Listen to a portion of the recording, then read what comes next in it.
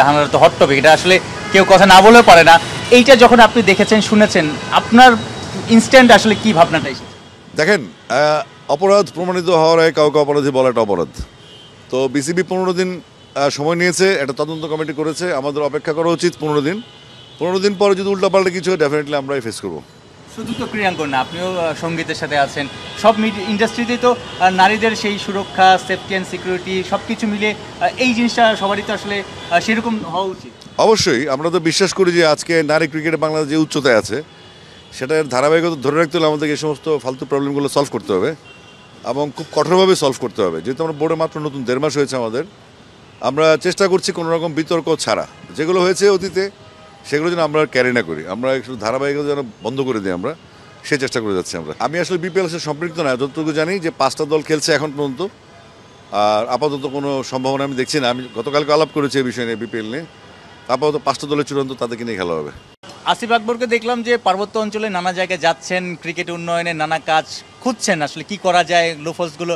এই কনফারেন্স তো সেটারও একটা ওই কাজটাকে আরও এগিয়ে নেবে নিশ্চয়ই। এক্স্যাক্টলি, আমরা পার্বত্য অঞ্চলে গিয়েছিলাম ফ্যাসিলিটিস দেখতে, কারণ ওখানে আমাদের অনেক এনার্জি, অনেক স্ট্রেংথ আমাদের লুকানো আছে পার্বত্য এলাকায়। তো আমরা সেখানে বান্দরবান, খাগড়াছড়ি, রাঙামাটি ভিজিট করলাম। ভিজিট করার পর আমার মনে হলো যে কিছুই নেই সেখানে। আমি একটু ফ্রাস্ট্রেটেড যে আমাদের যেখানে কাজ করার দরকার তৃণমূলে সেখানে কোনো কাজই হয়নি। ইনফ্যাক্ট বিসিবির কেউ কখনো ওই এলাকায় যায়নি। তো আমি যাওয়ার পরে দেখলাম যে আমাদের যে এজ গ্রুপের খেলা বা টুর্নামেন্টগুলো হওয়া সেগুলোর কোনো ম্যানেজমেন্টই নেই। ভালো টার্ফ নেই, ভালো উইকেট নেই, প্র্যাকটিস ফ্যাসিলিটিস নেই, গ্রাউন্ড ফ্যাসিলিটিস নেই, ম্যানেজমেন্ট নেই, টুর্নামেন্ট নেই, কিছুই নেই। তো আমরা সেগুলা তদন্ত করলাম, চেক করলাম এবং সেগুলোর জন্য আমরা ব্যবস্থা গ্রহণের জন্য আবার আমি উত্তরবঙ্গ সফরে যাচ্ছি। পঞ্চগড় থেকে শুরু হবে, এটা 18 তারিখ থেকে।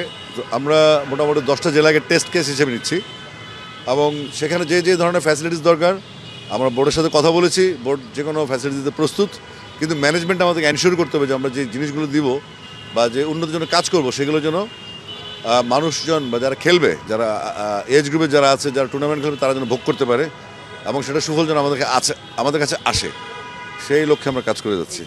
বিভিন্ন গ্রুপ নিয়ে আলোচনা হচ্ছে এখানে, বিভিন্ন এজেন্ডা নিয়ে। তো আমাদের এজেন্ডা আগামীকাল সকালে, যেটা হচ্ছে আমরা এজ গ্রুপ নিয়ে আমি আর হায়ুল ভাই সুমন কথা বলবো। আমাদের কালকে সকাল 10:30টায় আমরা আমাদের প্রেজেন্টেশন দিব।